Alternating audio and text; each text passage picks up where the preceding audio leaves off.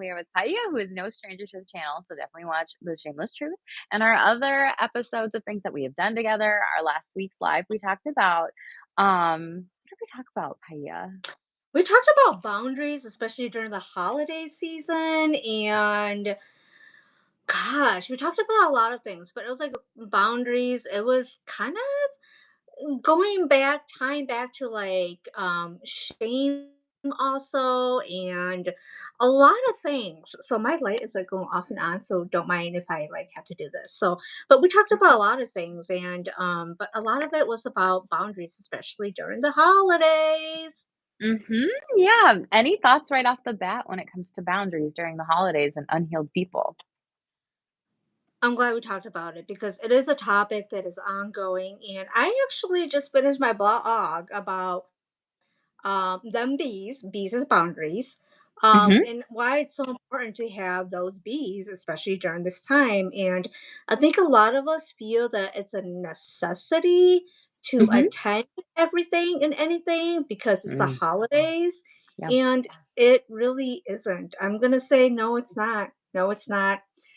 mhm, Some people who you may have been invited by, you haven't seen them in years. And it's like, why will I reciprocate that when you haven't been in my life? Why should I make time for you also? It sounds really like, well, why should I make but yeah, it's the energy and the time. Who deserves the mhm. time and energy?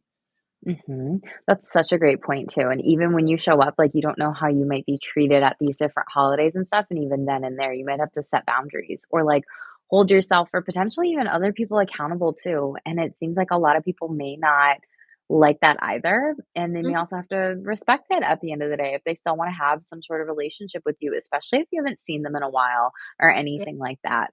Your ring light yeah, is going on and off. Is it, like, dying or something? it's dying. Yeah, so Do you need to plug it in? Is it distracting? it's like so hot right now, but it's working. So I'll keep it on. I'll keep it on. It doesn't Still wanna see stay me on. okay? Maybe I'll just keep it on. Yeah, we can still see you okay, everything like Okay. that. So, let's ooh, there goes my crystals. Let's talk about, like, unhealed people. How do you know somebody's, like, unhealed? Like, what are the signs, everything like that? I got my heated blanket here at my office. It's cozy where I'm at. So, that's how Oh we're my rolling. goodness. You ah. I gotta chuckle because it all makes me chuckle. So Hi, I Paige grew up in a Lion in the chat. oh hello. Mhm, I grew up in a culture that is very patriarchal and very misogynistic, and misogyny comes from both males and females. And there's a lot of unhealedness when it's the women in the family telling you to uphold the patriarchy. mhm, yeah, And it's causing more harm than good. And they want to perpetuate that harm. And I don't even know if they realize that it's a harm mhm, because they don't know anything more. yeah, And to me, that's very unhealed, especially when I look at my own past and when I work with clients too, where it's like, well, did you ask your husband? Did you ask your father? Well, you should apologize and say you're sorry. You're making everybody else uncomfortable, even though you're the one that called out or will accept whatever bad behavior that it is. And everybody blames you for being the bad one, for being the villain, even though you're being your true self. You're being the villain and you are alienated from everybody else because you know that you are saying and doing the right thing and everybody else is saying you're wrong.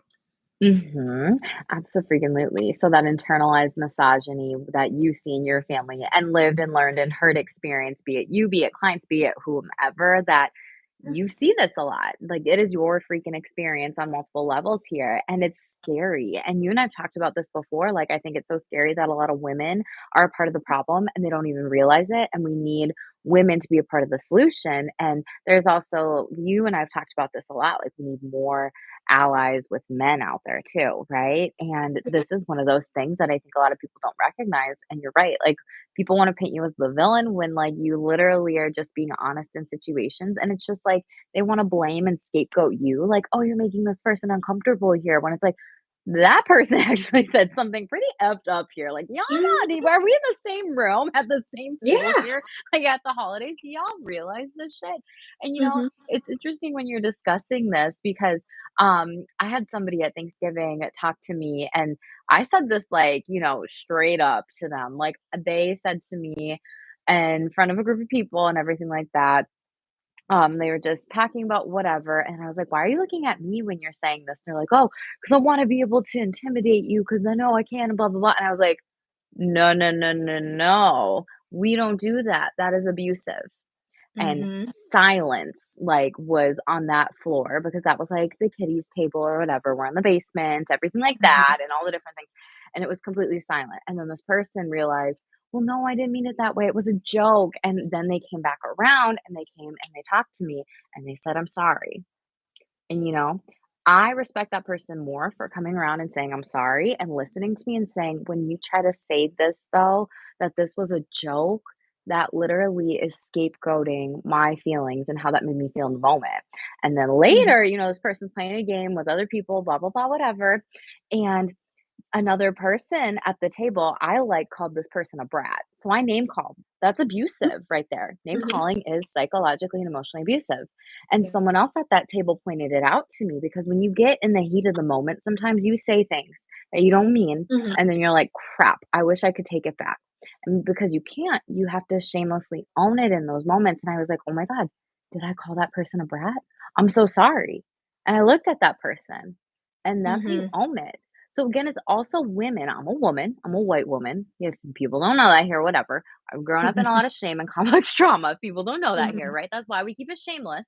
And that Mhm. is shamelessly owning it in those moments and also holding space for people.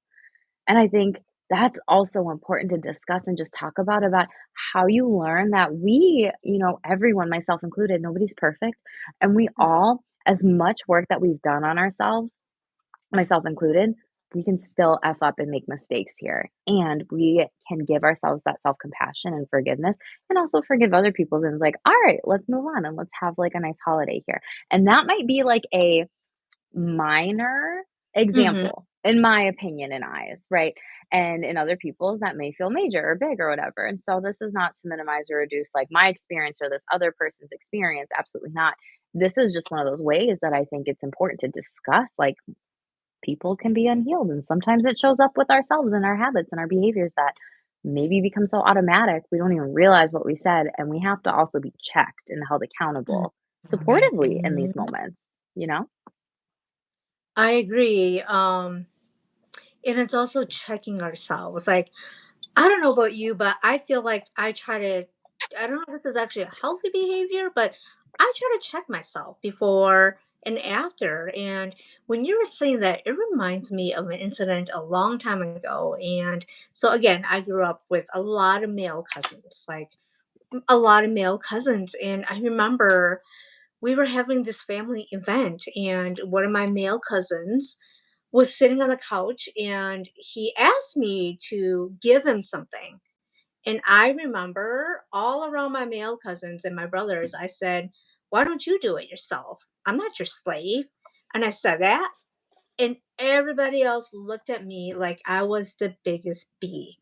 Mhm. And I felt terrible afterwards.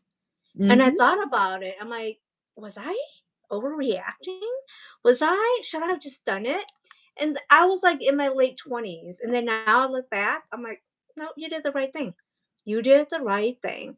Why should you have had to do something for him because he didn't want to get up on his ass to do it? And I was convenient. And so he was like, hey, yeah, give this to me, or here you go, put that away. And it was around my male cousins and my brothers, and all just looked at me like, wow, like, why you gotta Mhm. be such a bee? And I was like, my God, wasn't I? I was, and we question ourselves because we are made to feel bad for sticking up for ourselves. Yes. Looking back at it now, I was like, "Damn, you did good. Yeah. Good thing you did. Good thing you 'Cause you did." held the boundaries, and you might be Mhm. like, "Oh my gosh, am I a B or am I just setting boundaries here?" And it's like when you set and hold boundaries, you're actually a boss, and people don't like that 'cause then they can't control you, they can't manipulate you, they can't keep you in this, like, patriarchy as you're talking about and describing, and that actually makes me think of last Thanksgiving because this came up this Thanksgiving, Paya, with my cool Okay. aunt. You know who she is, she knows who Yes. she is out there. But we were sitting at the kids' table in the basement, and so, like, my mom will make Polish booze, which is called krupnik in it, and it's like a festive-y kinda drink, vanilla, orange, lemon, cinnamon, whatever, vodka, like, mixed together with water and this Did you kinda say thing. vodka? Oh, yeah. It keeps you Oh, okay. warm. It's tingly, right? So that is like the Yeah. Polish booze drink that everyone's like, "Oh my gosh, krupnik, krupnik, krupnik." And last year, Payam, this year when it got brought up at the table, because I was like, "I don't wanna drink anything. I'm good. I'm here with my Yeah. puppy. I'm here with my Yeah. little bubbly water, like, I'm good," right? Yeah. And so I was waiting for one of the men to ask about, like, krupnik, right? And so my aunt was sitting at this table, and I said to them, "Oh," someone was like, "Is it time for krupnik?" And I was like, "You can go get it and check it out if you want it," right? And then my aunt, because she's the youngest, she was like, "I'm so sick of doing the dishes over the years. Like, I want it to be the kids. I want you guys to help. I want you to do whatever." And I've said, when it comes to family holidays and stuff, these men, cousins, need to help out more because it's Mm. typically the women that are getting up there doing it and whatever. And I said to that aunt, I was like, last year at Thanksgiving, literally, I didn't want krupnik. One of the friends that was there asked me for it. My partner wanted it, my brother wanted it, my cousin wanted it. I think maybe there was maybe like another guy or another, guy at the table, man at the table, maybe two more. And I said, I can't carry all of this, a bottle of Krupnik and your freaking shot glasses, like up and down the stairs. I'm like, I will help with this if y'all really want it, but like, I'm not even drinking this for myself. So I need you to help. So I looked at every man, Paia. None of them got up to help me. And I said that to my aunt, and she was like, "Are you kidding me?" I was like, "No." I had to cross my arms right here, Jackie. Yeah, yeah, seriously. I'm like, "You men, the audacity here, like, you don't even realize, like, how good you freaking have it that you won't go up the stairs, like, one flight to get the shots that you wanna drink here to celebrate, but I'm supposed to go up there with the bitch that doesn't even want it and get you this shit? Right. I am not your waitress here. Yeah. No." So Yeah. this year I was like, "Nope, not doing it." And she was kinda shocked. She was like, "Jackie was helping out earlier upstairs, like, with doing these different things, like, y'all I want you guys to, like, come and help out." And there was just, like, this toxic masculinity going on of, like, "I do help out, da, da, da, da." And it's like, "Great, and, like, step up to the plate more because it's typically a lot of the times the women that are doing this." And it's funny, they had to protest, like, you just do it. Like, it's Mhm, when you do it, you just do it. You don't have to say, "Well, I did this, I did that." I did that as a child, not as an mhm, adult. When I wanted all exactly. when I wanted the chores to be shared between, like, 6 siblings, yeah. Mhm, mhm. Yeah, So is but that a sign that people are unhealed then? If you have to put up a protest and if they are mentally, physically, or physically, like let's say, they're 35 or let's say they're 40 or let's say they're 50 or 65, right? And they're fighting and putting up a protest. Would you say that is a sign of an unhealed person when they are mentally operating as a teenager or an adolescent child or a younger brain? What do you think?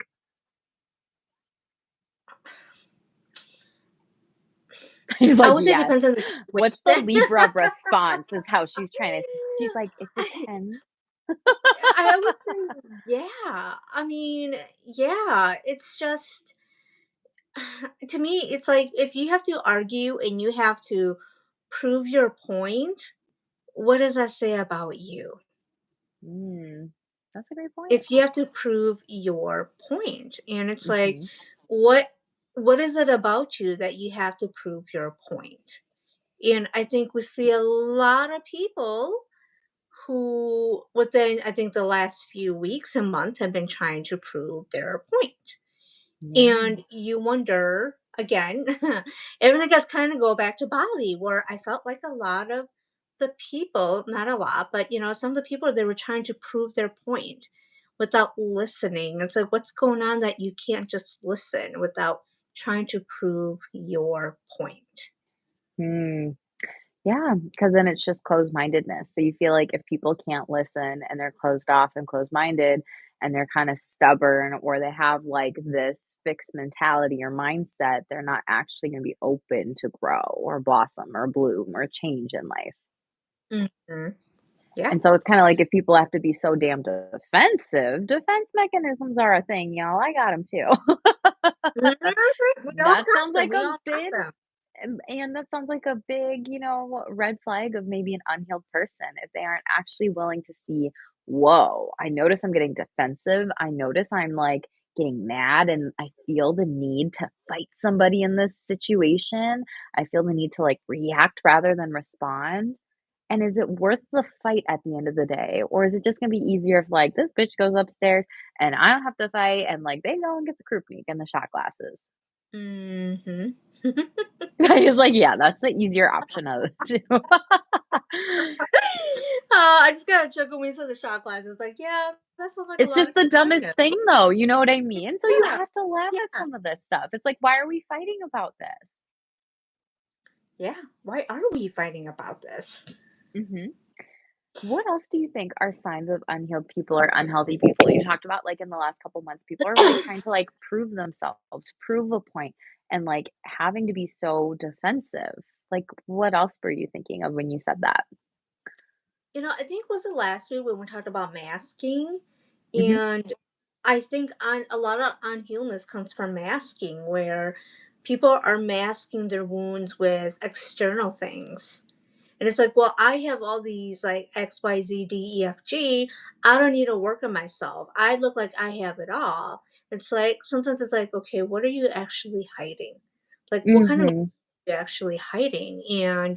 Um, and people, especially in this country, we idolize people who have it all. And sometimes we mask what it is inside that it's like I have the car, I have the house, I have the job, I have everything. And it's like, what are you hiding? And this is not to say that people who have everything are hiding, but sometimes you wonder what is it that you are trying to hide from or escape from. And Mhm. sometimes people mask all of that so that they won't have to work on the things that they need to work. Mhm. Yeah, it's like the fake it till you make it mentality, and it's almost like if you see people have it all where they aren't actually working on themselves, it makes you question them in the sense of like, what is it? Because 'Cause I'm noticing that you appear to have it all, Mhm, but when I really am around you, there's something going on here, and it just doesn't feel right, and it doesn't, like, look right, and it's lipstick on a pig energy, like, it's fake and mhm, it's not meant to be there, and so it almost seems like at least for me personally, when you were saying that, it kinda made me think about, like, man, are you human? Like, are you real? Are you gonna be vulnerable ever? Are you gonna work on like your ish? Like, be it the good, the mhm, bad, the ugly? Because even when we went on this live today, like, I'm like, I'll just share this, Thanksgiving story and whatever and tell people, like, I'm not perfect here. Like, shit slips yeah, out of my mouth too. And yeah, like, it's more freeing when you actually talk about these things and build this awareness of, like, whoa, I still have work to do, or I still need to pay attention to this, or I'm so grateful that this person pointed this out to me and that I stayed mhm, open to this. So I don't make that same mistake twice or repeat my pattern of behavior. And I think you're right when people mask, there's like this facade of like, I'm just going to keep repeating this pattern of behavior. And I mhm, told you about this book that I'm reading, and it's by Rebecca Campbell. And she talks okay, about how when you feel like you have to fake it and, mhm, what was the word? Pretending. She talked about when you feel like you have to pretend to be or do something in order to like look good, feel good, that actually takes more energy and that actually makes you more exhausted mentally, emotionally, physically. And then that's going to impact your work, your life, your job, your relationships, a marriage, kids, just all these different areas of your life. And it's like, why pretend? And then I was telling you about this too, about how, like, wow, I could see why so many therapists are burnt out because we get told Don't show emotions, save face, but be a human at the same time. And I'm like, sometimes those don't go What hand in what? hand. Yeah, it's so And confusing. yes, and then depending on, like, the supervisors, the companies you work in, how you're trained, like, that could really change or influence you, or even the therapist or the energy that you're around or with, of how you show up with clients. And Yeah. so, for me, like I shared with you, it's gonna be so nice just being able to be free, being able to be myself, being able to not have to make so many micro decisions in the moment when working with people in the future and clients, right? And so I'm Mhm, like, wow, if I know this and I've seen this in myself, and you're saying, I've seen these things in people where they feel like they have to mask or fake it or pretend mhm. here. It's like, are we all just being fucking fake? Like, are a lot of people being fake and not real about what's to come? And thank you, Tim, for commenting. Nice topic. I appreciate that genuinely, Mhm, because I feel like Paina and I are definitely here to talk about the things that a lot of people don't always like to hear or listen to. And I think Pai and I are pretty honest in our Shameless Truth episodes and in this live and everything, as well as the other mhm, one. And it's just so important to not skim over this stuff in life. And I would rather have someone, be real and be vulnerable and show me that they're a complete mess, rather mhm, than putting a mask on and fake it till you make it and like lie to me about how they are really in life. mhm. And when It you even call people out on that, they may not even realize it.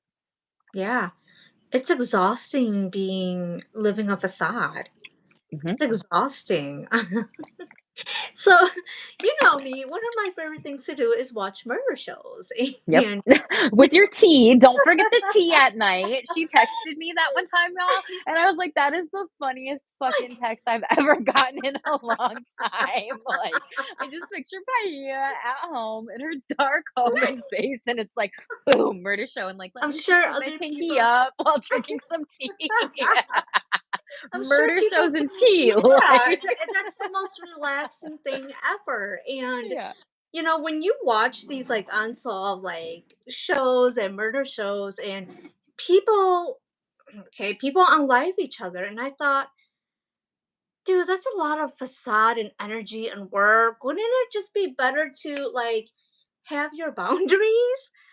Yeah. Why why just have your boundaries and go work on yourself? Because it's a lot of work to unlive someone. It's a lot of work, and people it's just like, gosh, if people just work on their boundaries, you wouldn't be in this position right now of like talking to the cops right now. Okay. And so Yeah, yeah.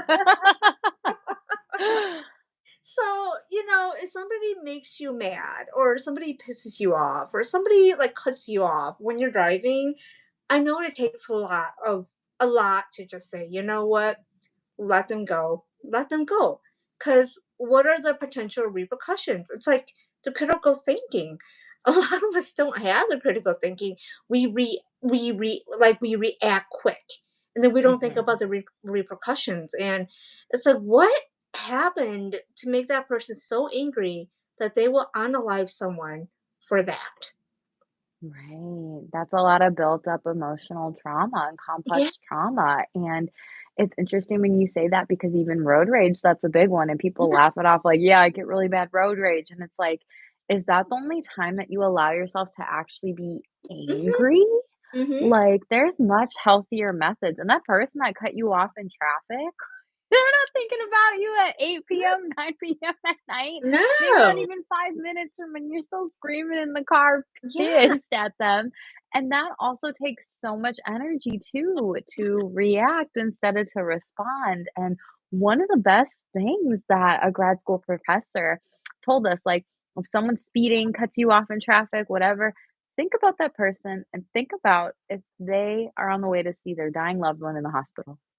You also don't know what people are going through Hmm. because of masking, because of defense mechanisms, because of unhealed past potential complex trauma. Because you Mhm. and I talk about this a lot in shame, and we see through this in people, and it can be very manipulative, which is unfortunate. But then people don't even realize sometimes too, like, unhealed and unhealthy people sometimes don't always realize that they have work to do and be with. Like some Mhm, days you're gonna be like, oh my gosh, yes, I'm so ready for this doing of this work. And then when you actually be and sit in some crummy emotions or moments, mhm, that's freaking hard. But that's personal growth at the end of the day. mhm, And it's like if you just bypass those emotions or only allow yourself to be mad in traffic, like we gotta find some better skills.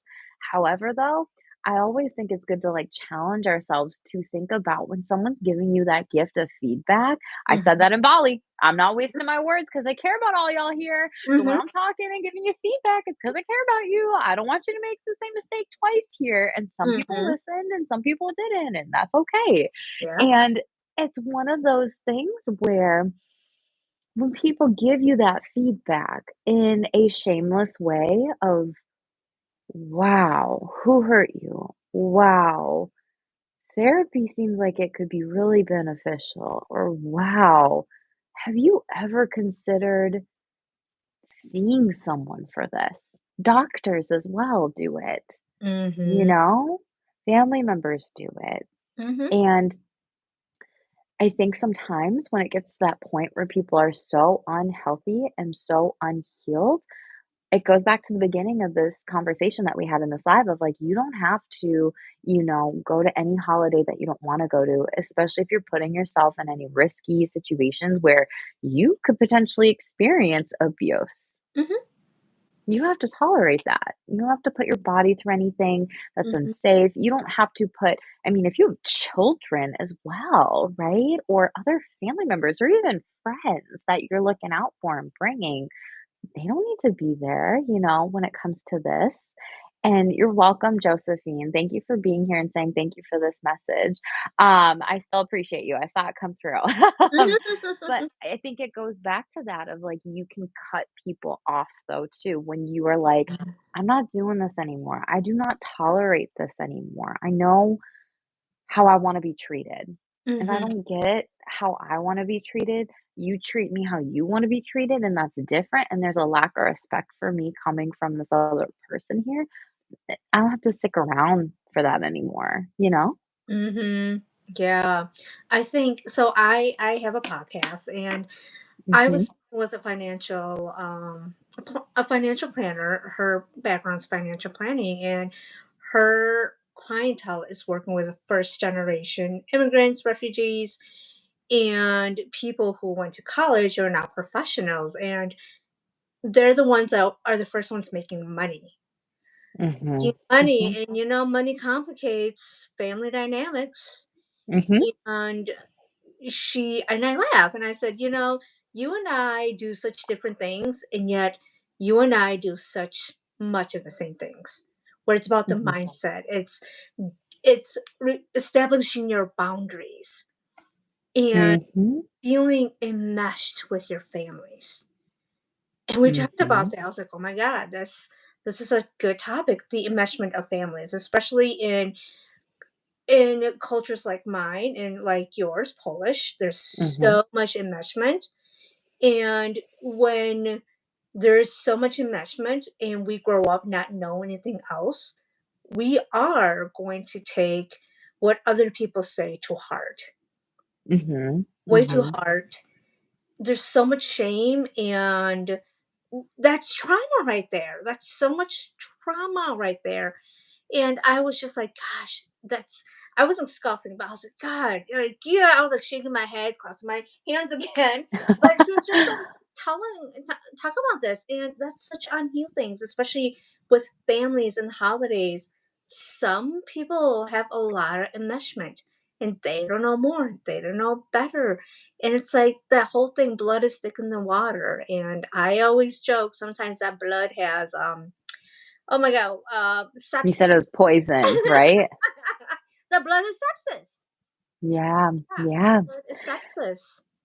Uh-huh, and that says a lot, and I think and that's so funny that you're bringing that up because you're talking about enmeshment, and, like, it was interesting because at, like, my family's Thanksgiving this past go around, we were talking about, like, family, like, dynamics, but we were talking about couples, like, what are the top things that couples fight about? And the top 3 things, it used to be, money, sex, and communication. top 5 things nowadays, or when I've previously researched, because 'cause it's been a while, y'all, so don't quote me. But it was money, it was sex, it was communication, it was chores, and it was in-laws.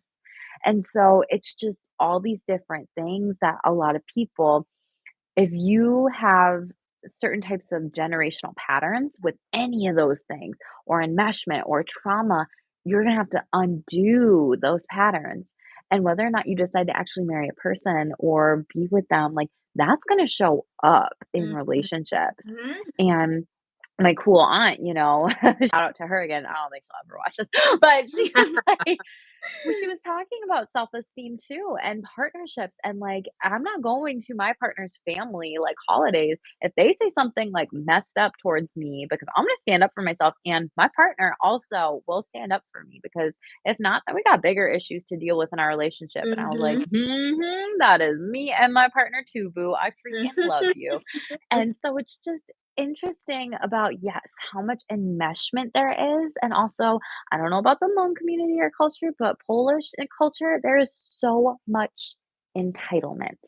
There's so much entitlement to the point of where family members don't get together. They don't break bread with each other, and there's so much anger issues, and there's so much unhealed, unhealthy trauma and undiagnosed mental health, especially in the Polish community and culture. Because at least my grandparents, like Babcia and Jaju, they were in work camps during the Holocaust just for being Polish. And Mhm. I've had the shame of other family members that are like extended that have said, "Oh, the Holocaust wasn't about Polish people; it was only about Jewish people." I'm like, read a book, you know? And so there's even shame, and then you rethink, and then you gaslight yourself, and then like you're like, "What the heck? Why are you doing this?"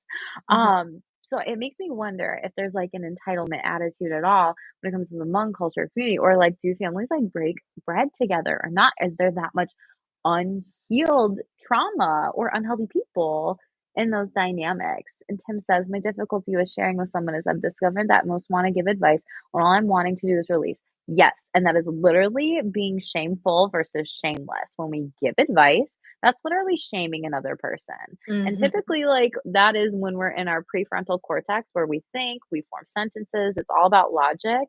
And when we're in our feelings, the amygdala, we flip our lid here. Our survival mammalian instincts are back here: Mhm. flight, fight, freeze, fawn.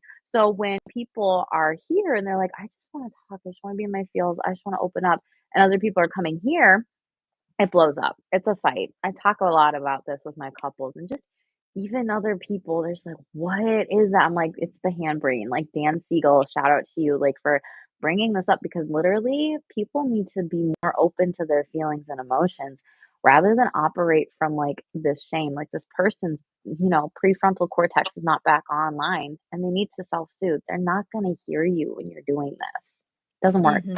Anyway, tangent, but Paia, I had like 5 questions for you. The entitlement thing, like, does that come up in the Hmong culture community? Complex trauma, breaking bread, holidays, unhealed, healthy people, is that in your, the Hmong community as well at all? Yeah. Yeah, everything that you said, and, going back to, again, the, podcast that I interviewed today, we talked about, like, the entitlement and the conditioning of helping everybody else and putting yourself last. So not financially planning for yourself and your future when you're the person that's making the The money. Yeah, yeah, especially when you come Mhm. from scarcity, when you Yes. come from a lot of scarcity, that's all you know, Mhm. and you you invest. It's like the lottery. You have that one lottery person, and now that lottery person, or when you see a lot of like rap stars or like athletes, they make it big and they are expected to care for their mom and dad and like extended family, and then they play sports for like 10 years and they're broke because they tried helping everybody else because they've been conditioned that you have to help everybody else. There's a sense of entitlement that you made it, so you have to help the rest of us. It's a lot of that guilt and a lot of that shame. It's like, well, you're greedy. you're greedy, you're selfish if you don't help the rest of us. And so there's a lot of shame. And if you haven't done your internal work, shame is going to get you like that. And that's what they know. Mhm. They know, these manipulators know that the best way to get you to comply is in you shame and guilt. Um, Mhm. kind of like the church. Yeah. So Yeah. No, that is true, kind of like the church. 100%. And it's like, what type Mhm. of person are you? Who are you? You are just this ungrateful person. And we see a lot of this. We're your parents. We gave you everything. This is how you pay us? How do you pay us? You're so selfish. Like, my body broke because of you. And so they use a Mhm. lot of that entitlement of power and position to get what they want from Mhm. whoever it is. Or it's like, well, we helped you here, you should help us next. It's Mhm. a lot of, again, that a lot of enmeshment, a lot of unhealthy boundaries, the lack of boundaries. It's a Mhm. lot of victimization, a lot of victimization. And we live in this country, we does not feel like it, and yet this country does have a lot of resources. If you Yes. want it, if you want it, you can get it. You really can. And Yeah. so a lot of people choose to remain a victim of their circumstances, which gives them a sense of entitlement sometimes. Mhm. And Yeah. go ahead. No, you go ahead. I'm listening. And so there's a sense of entitlement where they expect one person to take care of everybody. Mhm. Yeah, and it's so interesting with that point. It's like you don't have a child for them to owe you. You Yeah. don't have a child for them to, be a cash cow in the future, or a money tree, or anything like that. Like, you don't have a child to get something in return. Take And I care think of so you when many you're old. take care of you when you're old. Yes, and I think a lot of people think, well, that's just the norm. Like, will kids come visit? Will kids come be in your life? Will kids come Mhm. socialize? Absolutely. Kids will care for you. And it's one of those things where you can't expect kids to take care of you if they don't even want to have kids themselves. We see that so much with the sandwich generation now, that you have kids, like people in their 40s, maybe 30s or 50s, depending on the age and everything like that, where they have a child, but then they're also taking care of their parents. And then you have people who elected to not have children because they feel like, why would I want to have a kid? Like, my parents weren't there for me in Mhm. some different ways. Like, we see this as therapists, right? We've seen it with our experience and things. And you even said on one of our episodes too about how um, people having kids will actually go down in the future, or there's research supporting that, like Mhm. Gen Zs or millennials. Go down as not having children, or Yeah, you said something about, like, in the future, less and less people are wanting to have kids, and that birth rates are gonna go down based off of something that you, like, saw or read. yeah, like a lot of countries, like in Japan and South Korea, some of these countries are so desperate. Like, the government is desperate because people are not having children, and they're trying Yeah. to find incentives for people to have children. And a lot of women who are from these societies is very patriarchal, and they're like, no, we're not going to do this anymore. We're not treated right. There's not benefits, there's a lot of trauma, there's a lot of violence against us. Why would we want to have children? And the government's like, have children, have children. And they're like, no, there's just too much unhealedness for us to put that burden on us, and we know that we don't want to take on that burden. And so, Yeah. yeah, so some countries in Asia, their birth low is so rate that their birth rate is so low that they're like, are we going to have a future for our country? And the women are like, no, it's not our problem. Mhm. It's not our problem that, there needs to be a joke like, would you like human race, like, run out, or would you like, do it with this person to save race? Now, like, people like, F that, let the human race go out. Like, what Mhm. good is it, And a lot of the people in these countries are like, it's not my job, it's not my problem Mhm. because of Right, and when there's no safety for it, why would you wanna have a child?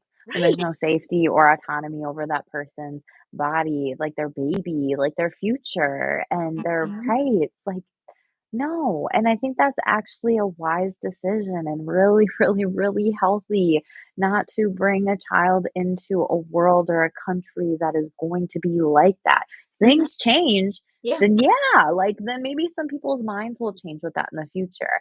However, when people already see and feel like I don't want to take care of, a child, what makes you think they would want to take care of their parents?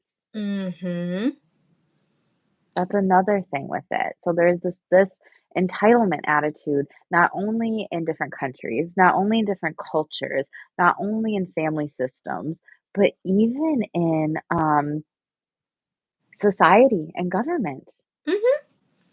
And then it's so twisted when you think about it systemically. And it's Mhm. like, it feels like, correct me if I'm wrong, like based on the things that you were reading, there's a broken system. And if there's something broken, how about we look at that and fix it before we ask or ask people why, like, they don't wanna have children. Maybe you take that tangible evidence that they're giving you, feedback, quality research, and maybe you change some things. Mhm. Yeah. I mean, look at China. They had the one child policy for Yeah. so many years, and now there are more sons than daughters, and now it's like, how dare these girls have standards? How dare these girls have boundaries? How dare they should just be glad. And now there's like that gender imbalance, and where women have more of the ability to choose, and the men, unfortunately,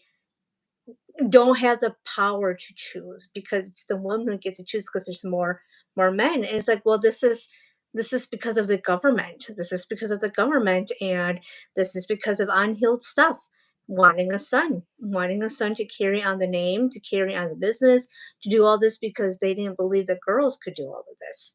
And now there's Mhm. that gender imbalance. It's like, well, What'd you what expect? did you think was gonna happen? Mhm. Like, F-A-F-O. F-A-F-O. Oh my gosh, Yeah. yeah. I don't think That's I can say that word, but, no, probably not, but yeah. we'll So see. F-A-F-O, anybody can look that up. Yeah. U-F-A-U-F-O. Give Yeah. it a Google. Yeah, Google, yeah. Ask U-F-A-F-O. Siri. But yeah, like that's one of the things, like when you're saying this, it says kind of like, um, do you think people who are unhealed, right, may have some form of, I'm here for the patriarchy or toxic masculinity or even toxic positivity? Oh, yeah. All the above. All the above, because Yeah. negative feelings is not something that we've been taught to have. And I think especially in this country because we have so much abundance. Like, growing Yeah. up as an older millennial, remember what people would say to us when, not my family because we didn't have food, but you would hear on TVs, now eat all your food. There are children in Africa who are starving. And Mm-hmm. so, because we were such an abundant country in the 90s, yes, I said the 90s, Mm-hmm. we had a lot of resources. And so, because we have a lot of resources, we're not supposed to feel bad. We're not supposed to feel sad or depressed. And even I look at my own family and our culture, and especially Asian, there was a lot of scarcity, there was a lot of war, there was a lot of instability. And so when you come here, we have our basic needs. Because Mm-hmm. we have our basic needs, we shouldn't be depressed, we shouldn't be sad. We have everything. And so when kids say, I'm depressed, I'm sad, they're like, why? You have everything. I give you everything. That's mm-hmm. Because you have your basic needs met, you should be happy. And they don't Mm-hmm. realize that it's the emotional that we also need, the Right. psychological safety. And it's funny, again, we talk about this during my podcast. It's like, wow, we don't offer psychological safety for our children. Mm-mm. Yeah. And that's a big red flag of somebody who might be unhealed. If you don't feel like you can actually be vulnerable with them, if you don't feel like you can actually just even be safe in their presence, if you feel nervous that they are going to judge you, are going to shame you, are going to criticize you, are going to question you, some sort of like psychologically or emotionally abusive behavior, like that says a lot about that person that you don't have psychological safety in that Mhm. relationship. And honestly, it's probably not the most healthy one. And that's a lot of signs of unhealed people. And, even when we talked about this in Bali too, about how when we described that a little bit, like when like some parents at the table were asking things along the lines of like, well, how do you make sure like you're there for your kids? Or like how do parents, do better if kids don't want to listen to you? And I'm like, honestly, you're the parent. You have to model those healthy boundaries like from the get-go. And you have to stick to them. You have to be consistent with them. And honestly, if you're not going to talk to your children about feelings, about sex, about money, about marriage, about if they even want to have kids, about careers, about literally like a parent's job in my personal eyes is to try to be the best parent as possible and always keep growing and learning to set your child up for success in anything. Sex, love, marriage, relationships, friendships, grief, loss, death, dying, school, money, career, finances, like anything. That's a big And job. it is a big job, but I remember I said, "If you're not gonna give your children if you're gonna give them all the stuff, right, the physical, tangible items and things, and you're not gonna give them emotional intimacy, don't be a parent," because there's so much shame that comes with it. Because Mhm, I know you said negative feelings. I know I personally adopt, the mindset of all feelings are feelings. No one is better than the other. They just are. And in the past, I thought like, yeah, this is a shitty feeling. This is a negative feeling. This is a bad feeling. But then I'm also like, that's us shaming feelings and then not mhm, holding space for anything. And I think that's complicated and hard. Like if parents can't even have that emotional space for their mhm, children along with psychological safety, they probably didn't get that. And that also means that they might have more work to be doing on themselves with that. And no wonder why kids don't wanna have kids then, and mhm, then these parents are like, "But you'd be so great at it." Yes, and it's and a lot of work, the job yeah, that I just said to you. yeah. And you and I talk about generational wealth versus generational curses. Mhm, Why pass down generational curses of things that we haven't worked on and the trauma, mhm. right? And these unhealed relationships. Why keep this going? Again, I had the exact same conversation. I was like, some people prefer to pass down generational curses than generational trauma. Mhm. Can you tell the audience a little bit about what the difference is? Some people may not know, honestly. Generational Yeah. wealth is like it's like having resources. Mhm. Having the resources, having the connections, having the money, having the knowledge, having the education, Mhm. and generational curses, on the other hand, are unhealed behaviors, practices, and beliefs that get passed down from one generation to another that just keeps going and going and going and going. And then hopefully somebody on down the line finally realizes what's going on. Like we see the same patterns over and over. Oh, that happened with grandma. Oh, that happened with great grandma or grandpa too. Oh, that happened to mom or dad. Oh gosh, why has this never been discussed? Because it's always been the same way. It's almost like an unwanted family heirloom, but it's an heirloom. That's a It's like great way to describe it. it's like, "That's not the heirloom I wanted. Why don't you give me money? I don't want that freaking heirloom of alcoholism." Mhm. It's like, I don't need that heirloom. And it's like, Mhm. it's the unwanted heirlooms that get passed on. Generational wealth is like the wanted heirlooms Mhm. that get passed down. And Yeah. unfortunately, a lot of us get more passed on the unwanted heirlooms. Yeah. And it's not just and I like that you broke it down with all the different types of generational wealth because some people think that is just money. It's not though. And you said resources and like right off the bat, like you're an EMDR therapist. If y'all don't know what an EMDR therapist is, like look it up. How you guys got like the training and all of that jazz and whatever. And it made me think about how, and I'm not. So let's just Take it with a grain of salt for a hot minute. But it made me think about how in EMDR they talk about resources and they talk about even skills, coping skills. Mhm. And sometimes we don't always see that with parents teaching children how to cope and how to emotionally regulate. Mhm. And if you grew up with a lot of trauma and you're just in survival mode, you're Yeah. typically going to be showing up as unhealed, do, go, go, go, go, go, go, go. Perfectionism, perfectionism, perfectionism, overwork and underplay, and also have a masculine wounding pattern of perfectionism. And then feeling like, oh my God, it feels so strange when I'm not operating here and I'm Mhm. just like, zen and I'm rested.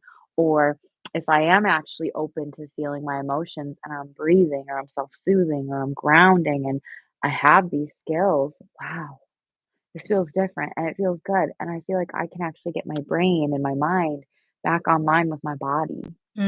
And Mhm. I think that's one of the big things with, you talked about the war and family and Mhm. trauma and things of that.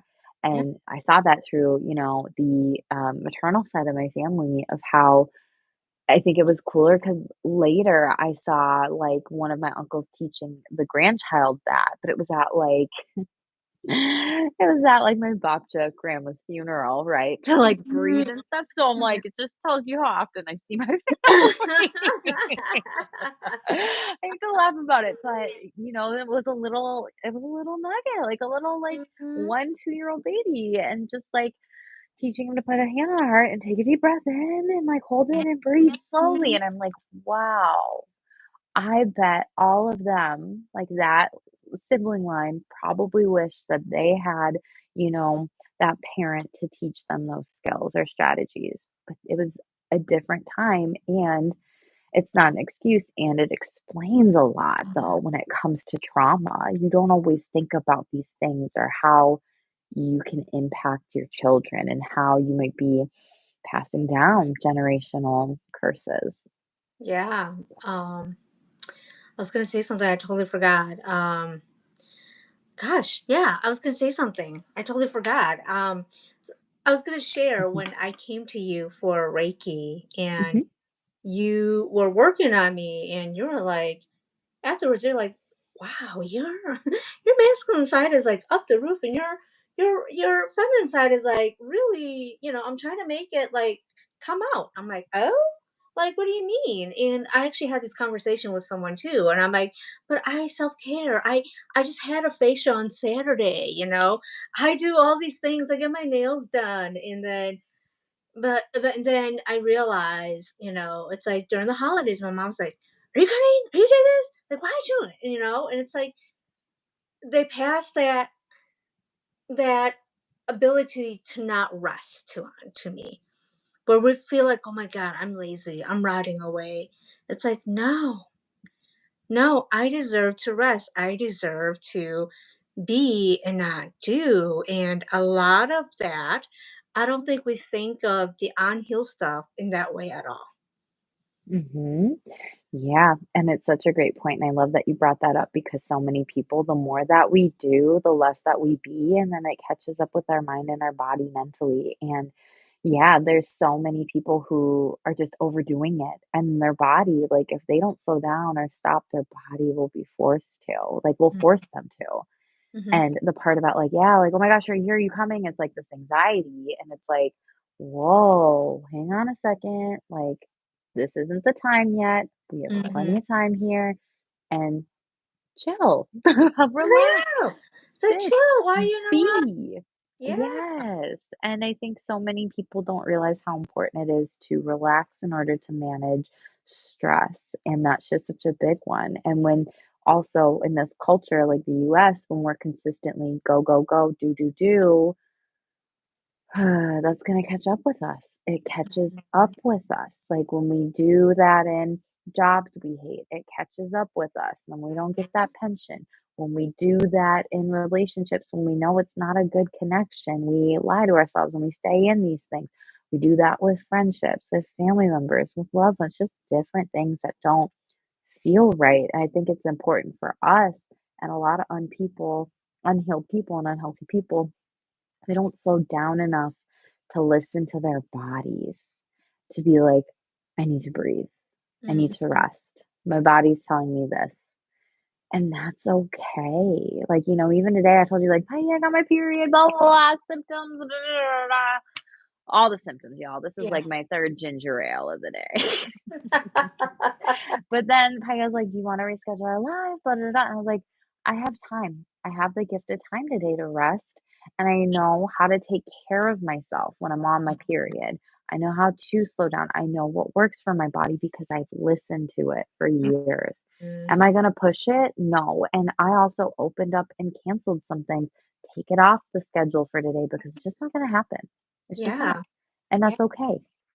Oh, my light went back on. So, interestingly, so my personal trainer and I were talking. He's young, Mhm. and he pointed out something that the therapist said to him is, so we talk about us and men who are unhealed, the best way that they show their unhealedness, and whoever's watching this who is a man, you can definitely correct me too, is saying that they use work as a distraction to not focus on their healing. And I was like, oh my God, that is so true.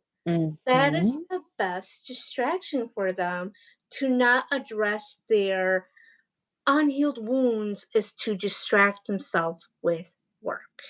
Yes. And we see so much of this in our rom-coms and everything that we see.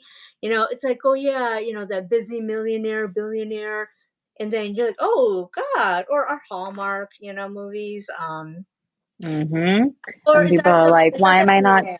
Yeah, sleeping?" right. Uh, it could be the female too. I mean, again, masculine Yeah. wounding patterns are there regardless of gender, but you're right. No, I see that a lot with men, and I also see a lot of just it's work or it's working out. It's something physical, and I see the biggest thing is just sometimes men need to talk. They just wanna talk. They just wanna have the space to be emotionally held, and that's huge when they do, and they also have to learn to open up and be vulnerable, even if it's Mhm. scary. It is freaking scary, y'all. Like, Mhm. completely freaking scary, and it's also completely worth it too. Yeah. And I think people don't realize how much of the gift of just talking to people, not masking and being, yeah, it was a shitty day or it was a shitty week. And someone else to just emotionally hold them, be it a man or anybody, like, does not matter, just to be there is such a huge gift and blessing, Mhm. right? My phone is at 3% again, Oh my Paya. So goodness. I didn't anticipate this conversation to go this long, but like, us, we have so many great points, and I'm gonna shamelessly own that. Like, we Yeah. really do. And it seemed like a lot of people in the chat said, I love you guys. This is a great topic, True. Thank you for, doing this. And I just want to ask you like final thoughts before my phone dies. There's a lot unhealedness, and for you to be healed, go on that journey. I think a lot of people, healing can be lonely. And what I mean by this is once you start taking that journey of believing yourself, knowing yourself, taking the journey of um, thinking versus reacting, you're going to realize that unfortunately a lot of people are not healed. And for your own healing, sometimes you have to step back away from those people Mhm. and go on your own journey. And sometimes that's really scary. And some people are not ready for that, that they may rather be around unhealthy people. When I say unhealthy, I mean holistically unhealthy. And Yeah. so sometimes when you go on this journey, it may be lonely. It Yeah. may be lonely, and is it worth it? I Peace is wonderful. Peace is wonderful. Once you have peace, you have so much clarity. Yeah, absolutely. I love that. Sometimes you have to go into solitude, and sometimes you realize too, you're never alone. Like, at least Mhm. for me spiritually, like, I'm never alone. And the people Yeah, that do want to support me and love me, I can always connect with them, dead or alive. yeah. And again, it's also getting yourself out of maybe toxic, unhealed relationships too, and then you start to realize, like, I am prioritizing the relationship with me, and that's such a beautiful gift and thing here too. I'm down to 1%, so I'm gonna shamelessly close this off. So My relay's definitely, dying. So yeah, y'all definitely like this video, smash that subscribe button. Paya's YouTube channel is in the description box below. All the info down there. Her podcast goes live tomorrow, so definitely go check out her Yay! channel. She's talking about a lot of really important topics, and I'm super excited for her. And as always, stay shameless and And own it. bye, Bye. everybody.